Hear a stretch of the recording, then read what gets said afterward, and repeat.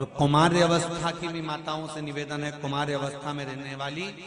जो बेटियां हैं, जो विवाह के लायक हैं, उनसे भी कहेंगे बेटा काम करो, मना नहीं है, पर पहले सुबह का एक बार स्नान जरूर करो। इसके बाद फिर भले शाम को काम करने के बाद अगर कपड़े गंदे हो जाएं, मुख आदि गंदा हो जाए, फिर नहा लेना, मना नहीं, पर एक बार का सुबह का स्नान बहुत जरूरी है,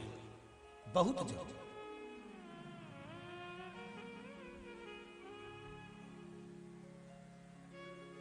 जो बेटियां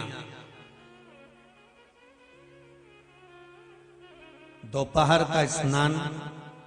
मध्याह्न होने के बाद भले कुंवारी हैं, शादी नहीं हुई, अगर करती हैं तो उनको भी जहां वो ब्याह कर जाती हैं वहां पर कुछ ना कुछ मानसिक टेंशन,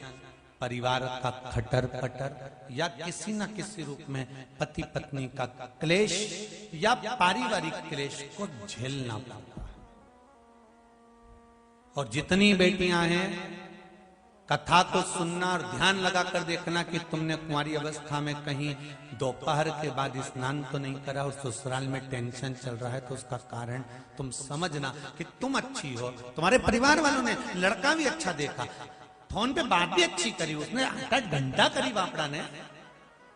4-6 बार तो मिलने आ गया, वो घुमा के भी लाया, गुपचुप भी खिलाया, पानी पतासा,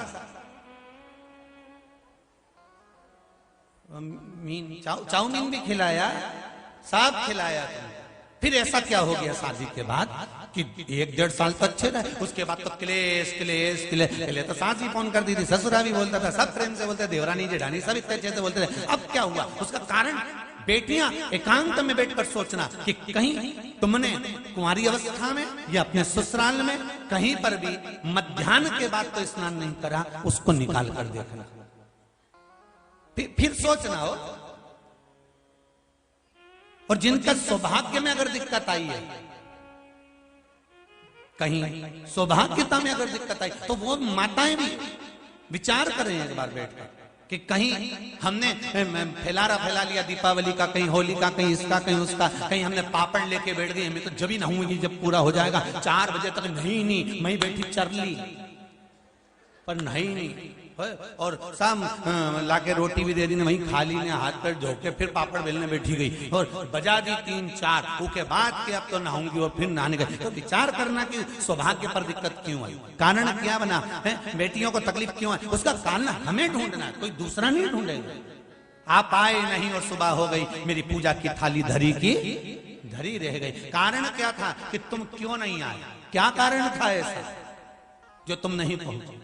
हमें उस कारण को ढूंढना कि हम अच्छे हैं, हमारा व्यापार अच्छा है, हमारे घर के लोग अच्छे हैं, सब कुछ अच्छा चल रहा था, सब अच्छे से चल रहा था, फिर दुख क्यों आया? उसका कारण हमें अपने आप में ढूंढना, कोई दूसरा नहीं ढूंढेगा।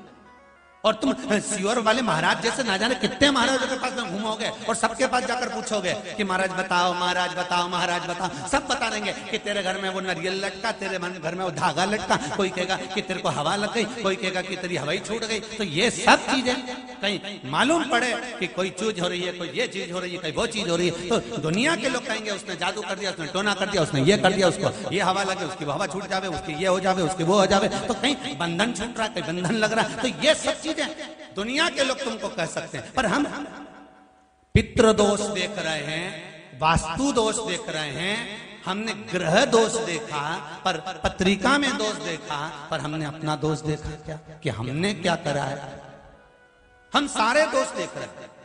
और सारी दुनिया में भटकते फिर रहे हैं।